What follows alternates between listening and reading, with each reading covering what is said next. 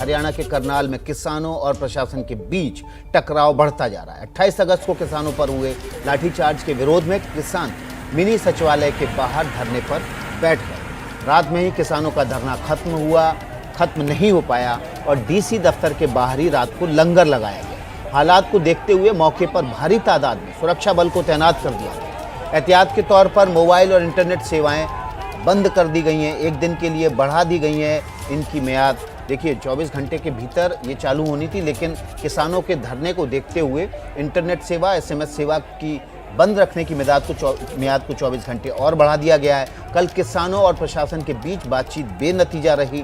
किसान लाठीचार्ज करने वाले अधिकारियों पर कार्रवाई की मांग करते रहे।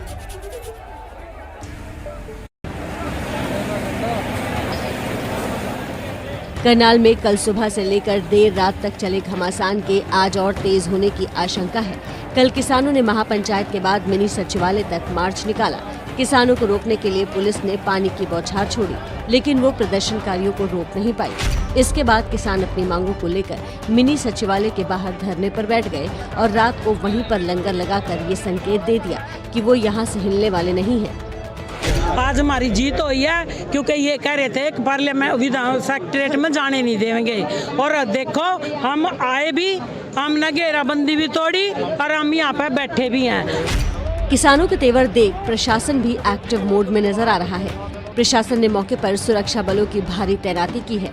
वैसे कल दिन में पुलिस ने प्रदर्शनकारियों को मिनी सचिवालय तक जाने से रोकने की पुरजोर कोशिश की थी, लेकिन किसान पीछे नहीं हटे।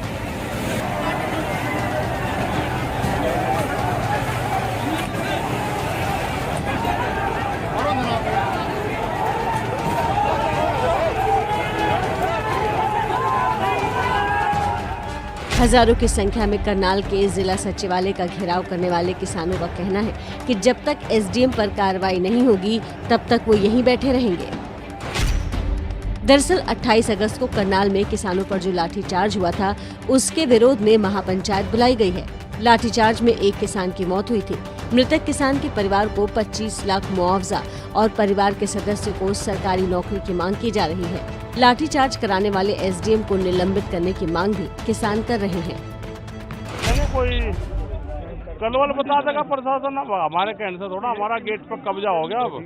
अब तो आराम से बैठ के बात कर लेंगे, तो आराम करेंगे। यहाँ अपना कपड़ा लत्ता मंगवाने, खाने पीने का इंतजाम कर लेंगे। बात हमें तय करके बताएगा क्या बताना। तो पहले हम आपको वो बता देते हैं किसानों की मांग क्या है। अंकित गुप्ता ग्राउंड जीरो पे मौजूद है, उनके पास भी चलेंगे, करनाल का रुख करेंगे। लेकिन किसानों की मांग क्या है, वो 5 मांगे आपके सामने बारी बारी से रखते हैं। SDM को बर्खास्त कर हत्या का केस दर्ज किया जाए। किसानों की दूसरी मांग है मृतकों के परिजनों को 25 लाख रुपए का मुआवजा दिया जाए। घायल किसानों के परिजनों को 2 लाख रुपए मुआवजा दिया जाए और आंदोलनकारियों के खिलाफ केस दर्ज किया जाए। दोषी पुलिस अफसरों के खिलाफ कार्रवाई भी की जाए। ये किसानों की मांग है। और देखिए इसी मांग को लेकर किसान करनाल में कल धरना प्रदर्शन करने गए थे, लेकिन इस धरने प्रदर्शन की मियाद को बढ़ा दिया गया। अब मिनी सचिवालय को घेरकर कल रात से बैठे हुए हैं, वहीं पर लंगर चल रहा है। हमारे सहयोगी भी अंकित गुप्ता वहीं पर कल से डटे हुए हैं, ग्राउंड जीरो की लगातार रिपोर्टिंग कर रहे हैं। अंकित का रुख कर लेते हैं। अंकित, अभी कोई सुलह के आसार दिख रहे हैं या किसान बिल्कुल उसी तरह ठिया लगाकर बैठ गए जैसे सिंधु बॉर्डर पर और NH पर बैठे हुए? विकास, फिलहाल इस वक्त तक तो कोई सुलह का हालात नहीं दिख रहा है, क्योंकि अभी कुछ देर पहले मैंने योगेंद्र यादव से बात की है। मैं उसी जगह पर पहले आपको तस्वीरें दिखा देता हूँ। तस्वीरें क्या है ये देखिए। तस्वीरें जो है, अगर लघु सचिवालय के ठीक बाहर की बात करो तो कुछ इस तरीके से किसान यहाँ पर नजर आ रहे हैं। योगेंद्र यादव यहाँ पर मौजूद है। हालांकि जो किसान नेता राकेश टिकैत है वो नहीं है, लेकिन लघु सचिवालय के बाहर किस तरीके की तस्वीरें हैं सहयोगी कैमरा पर्सन अजय तिवारी की मदद से दिखाने की कोशिश करता हूँ। देखिए, एक तरफ यहाँ पर जो है किसान है तो दूसरी तरफ यहाँ पर जवान खड़े हुए हैं। ये लघु सचिवालय के ठीक बाहर की तस्वीर है, जहां पर इस तरीके से हमको दिख रहे हैं। ये किसान कल शाम को यहां पर पहुंचे थे और उसके बाद से अब डट के बैठ गए हैं।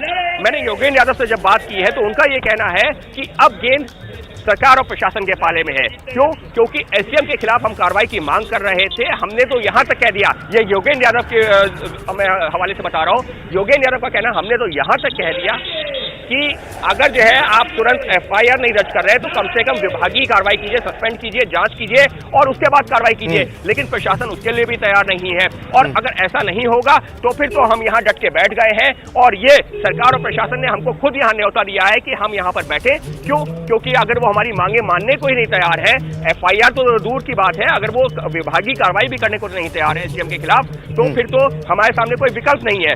योगेंद्र यादव से एक सवाल मैंने और पूछा कि क्या ये अब एक जो है राजनीतिक आंदोलन बनता जा रहा है? क्या आप लोग कह रहे हैं कि बीजेपी का विरोध करेंगे आगामी चुनावों में भी? तो उन्होंने एक शब्द का इस्तेमाल किया कि जो पार्टी किसानों के खिलाफ है उसके खिलाफ राजनीति करने में कोई बुराई नहीं है।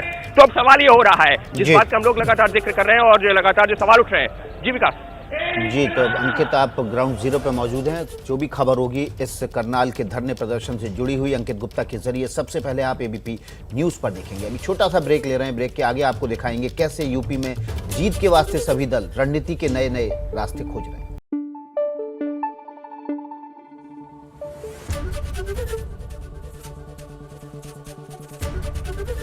एबीपी न्यूज आपको रखे आगे।